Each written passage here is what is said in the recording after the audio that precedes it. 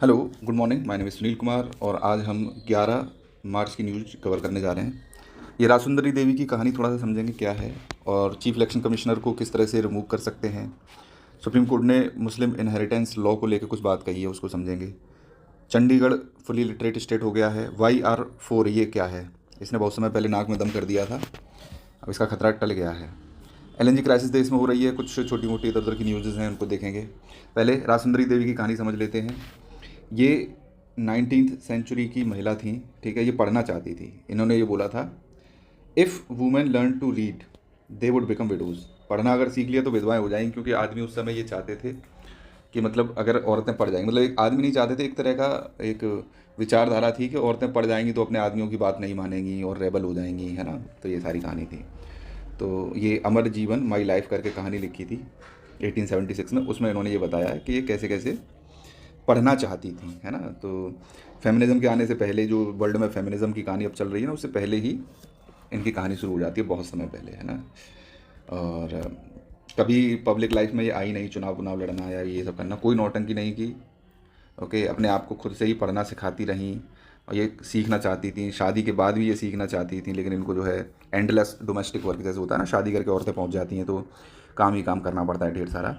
तो इनकी एक कहानी है कि आप इसको एज अ एनेक्डोट यूज़ कर सकते हैं ऐसे में। रासुंदरी देवी की कहानी 18 सेंचुरी में, कि किस तरह से सारी स्ट्रगल्स को करते हुए और फैमिली को देखते हुए, और इनकी जो पढ़ने की इच्छा थी कि that I want to learn how to read, I want to know what is being written, है ना, दुनिया में क्या चल रहा है। तो इन्होंने उसको सीखा और उसको मतलब दुनिया को जाना, है ना। इस तरह से आप इसको यूज़ कर सकते हैं। नेक्स्ट मैं आपको बता दूं, जल जीवन मिशन जो हमने 2019 में लॉन्च किया था, इसका एम था कि 100% हमको कवरेज दे देना 2024 तक। टैप वाटर, टैप मतलब एक नल बना देना, टोंटी, ठीक है। तो ये काम अभी पूरा हो नहीं पाया है। अभी तक 81% कवरेज हम दे पाए हैं, मतलब पूरी जो इंडिया है उसमें 81% जगहों पर अपन लोग क्या दे रहे हैं, पानी टैप से पहुंचा दिया है। मिनिस्ट्री ऑफ जल शक्ति की ये स्कीम है, आप इसको समझिएगा। और लगभग 3.5 लाख करोड़ रुपए इसमें हम खर्च कर चुके हैं अब तक। इसको देखो, इसमें डिजिटल मैपिंग भी की जा रही है, ये बहुत ज़रूरी है, ये आपको समझना। एक सुजलम भारत नाम का हमने एक डिजिटल फ्रेमवर्क तैयार किया है, ये यूनिफॉर्म होगा। इसमें हर एक गाँव को एक डिजिटल एक सर्विस एरिया ID टाइप की दे दी जाएगी, है ना, यूनिक सुजल गाँव। इस तरह से एक ID दे दी जाएगी और उससे पता चलेगा कि हाँ, इस गांव में सुजल मतलब अच्छा जल पहुंचाया जा चुका है जल जीवन मिशन के अंतर्गत, ठीक है। It's nice.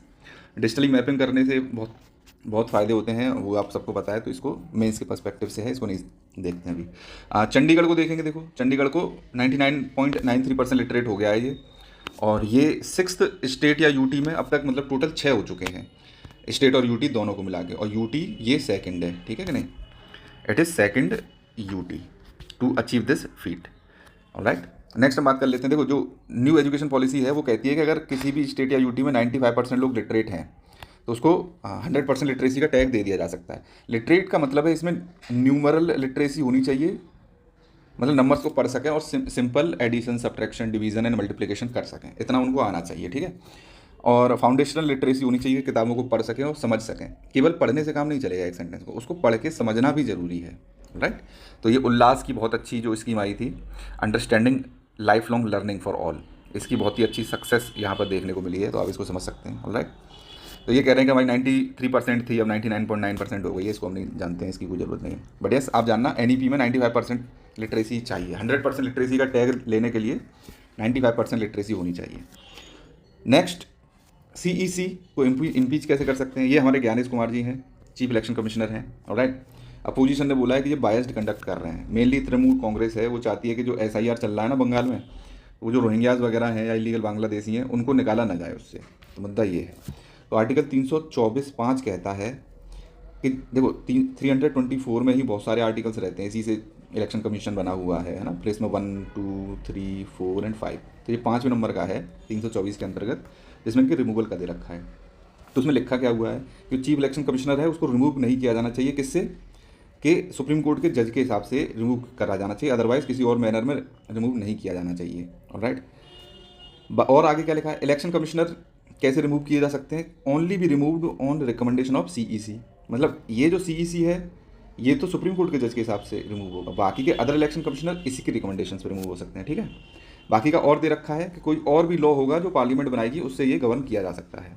नेक्स्ट हम बात कर लेते हैं 2023 में पार्लियामेंट ने लॉ लेके आ गई थी, आपको पता ही है। वो कोई केस चला था, मुझे एग्जैक्टली याद नहीं है क्या नाम था उसका, बट यस उसके तहत ये chief election commissioner and other election commissioner appointment, conditions of service and terms of office, ये एक्ट लेके आ गए थे 2023 में। इसमें दे रखा था सेक्शन 11 में कि रिमूवल का प्रोसेस क्या रहने वाला है। उसमें लिख दिया था कि एज मेंशन्ड एंड कॉन्स्टिट्यूशन होना चाहिए। अब कॉन्स्टिट्यूशन में सुप्रीम कोर्ट के जज से लिखा हुआ है, तो सुप्रीम कोर्ट के जज का रिमूवल किस में दे रखा है, आर्टिकल 124 में।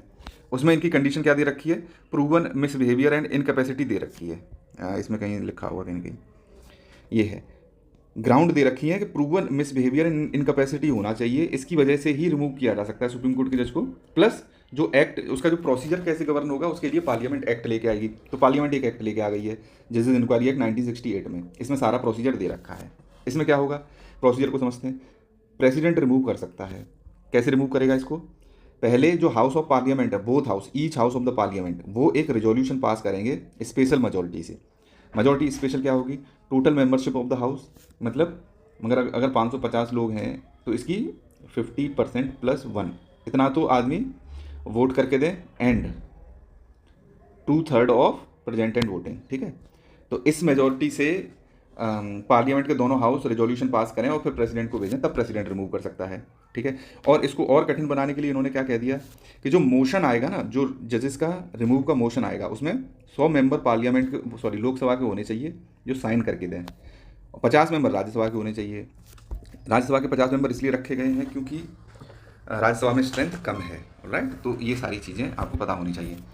पार्लियामेंट में पास लॉ टू रेगुलेट, ये मैंने आपको बता दी कहानी। हाँ, इसमें जो स्पीकर है लोकसभा का या चेयरमैन है राज्यसभा का, अगर ये जो मोशन हम वो कर रहे हैं, एडमिट कर रहे हैं, तो ये दोनों लोग एडमिट भी कर सकते हैं, इसको रिफ्यूज़ भी कर देते हैं।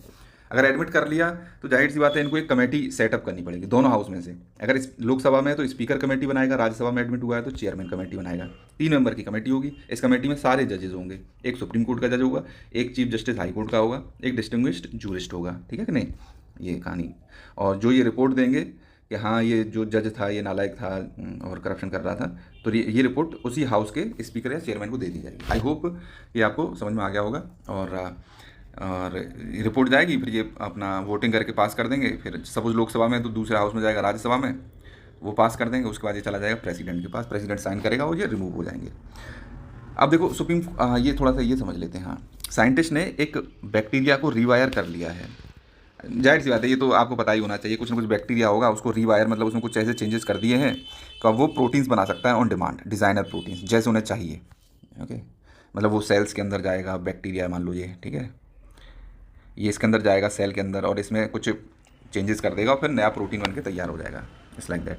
वो मुस्लिम इनहेरिटेंस पे एक प्ली सुनने को जा रहे हैं सुप्रीम कोर्ट जी, और सुप्रीम कोर्ट में ओरली इसको ऑब्जर्व किया गया है कि भाई वैसे तो पार्लियामेंट को लॉ लाना चाहिए, हम इसमें नोटंकी करना नहीं चाहते, तो कह रहे हैं कि यूनिफॉर्म सिविल कोड लेके आए, है कि नहीं। और जो शरिया से चल रहा है, शरियत एप्लीकेशन एक्ट जो 1937 का जो इंडिया में अभी भी चल रहा है, देखो शरिया से अभी गवर्न हो रही हैं चीज़ें इंडिया में मुसलमानों के लिए, तो बोले इसको स्ट्राइक करने की ज़रूरत है, बोले इसको निकाल के फेंको बाहर। तो लॉ ऑफ इनहेरिटेंस की बात करें तो जो इंडियन वैसे औरतें हैं, वुमेन को दिया गया है 1/4, इतना ही अधिकार है उनको प्रॉपर्टी में। प्लस अगर विडो है तो उसको तो ज़्यादा मिलना चाहिए वैसे कायदे से। अगर विडो है तो उसको मिलेगा कितना, विडो और उसके बच्चे भी होने चाहिए विडो के, तो मिलेगा 1/16, सॉरी 1/8, है ना। इसका भी आधा कर दिया है इन्होंने, विडो विद चिल्ड्रन। अब अकेली विडो है जिसके बच्चे नहीं है तो इसका 1/4 और कर दो, मतलब 1/32 पार्ट मिलेगा इसको, है ना। ये इसमें लिखा हुआ है 1/4 of the share they get after, मतलब चिल्ड्रन वाले का 1/4 और कर दो।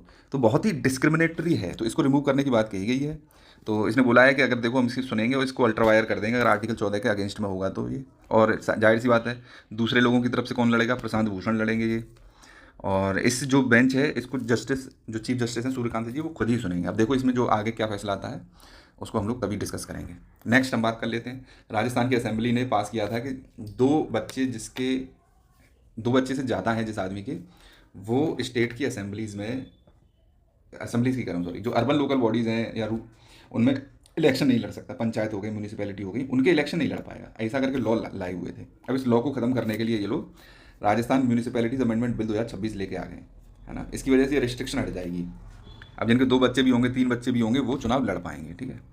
अब सुप्रीम कोर्ट ने बोला है कि हम एक बैलेंस इस्टेब्लिश करना चाहते हैं कि जो गवर्नमेंट है फ्रीडम ऑफ स्पीच पर और जो पर्सनल लिबर्टी है उस पर कर्ब लगाना चाहती है, उसमें लाने की ज़रूरत है। ओके, तो सुप्रीम कोर्ट ने कहा है कि हम खुद ही लॉ बना देंगे इस केस में, क्योंकि बहुत समय से ये चीज़ चली आ रही है कि ये है freedom of right versus national interest, है ना, जो फेक न्यूज़ है उसको कर्ब करने के लिए चल रहा है।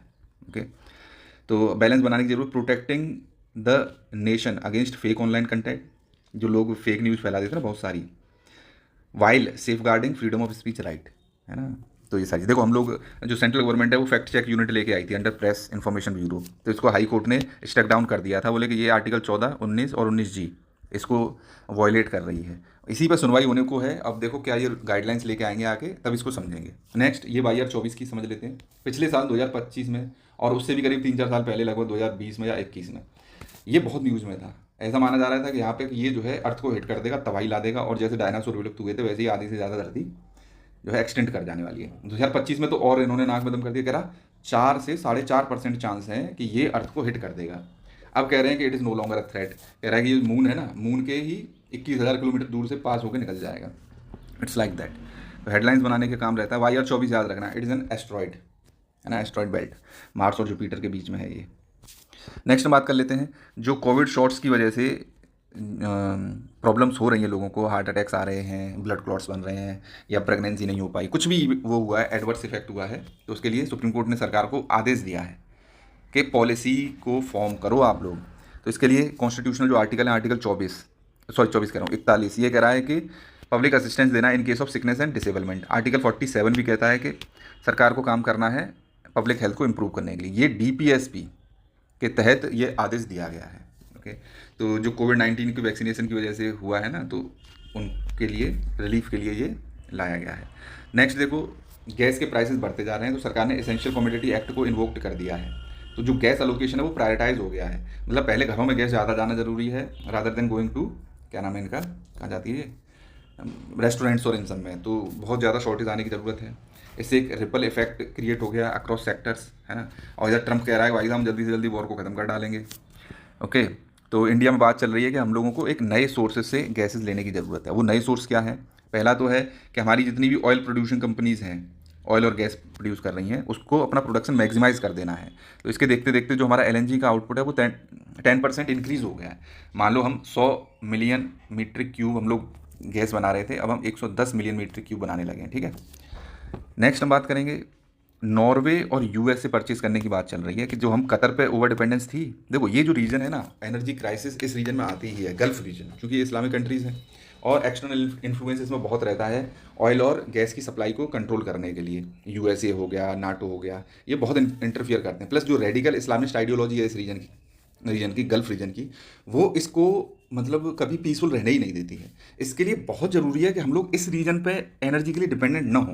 देखो कतर हो गया और रशिया हो गया, यही दो हैं, कतर प्लस रशिया, यही दो कंट्री हैं जो वर्ल्ड में बहुत ज़्यादा क्या नाम है, गैस बनाते हैं, है ना, गैस को निकालते हैं ज़मीन से।